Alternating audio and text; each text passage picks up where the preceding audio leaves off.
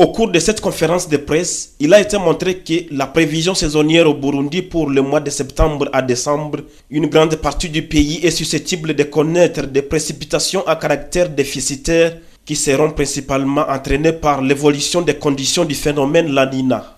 La dite conférence était patronnée par le ministère de l'eau, de l'environnement et de l'aménagement du territoire et de l'urbanisme. En ce qui concerne le Burundi, la pluviométrie de la saison culturelle A sera en dessous de la normale climatologique sur la grande partie du pays. Les régions naturelles de Mugamba, une partie de Kirimiro, de Limbo pourront connaître des précipitations légèrement au-dessus de la normale climatologique.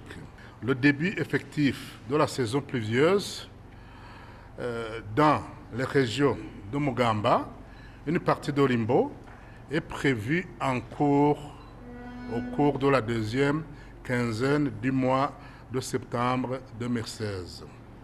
Tandis que les régions de Bugesera, Buyenzi, Bweru, une partie de Limbo et d'Okumoso connaîtront un léger retard où le début effectif est prévu au cours de la première quinzaine du mois d'octobre 2016.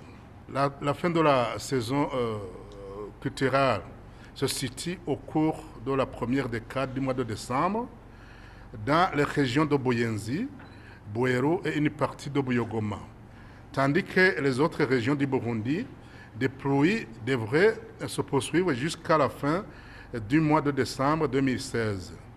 Et certains secteurs pourraient tirer profit au maximum des pluies attendues en fonction de leur niveau de préparation.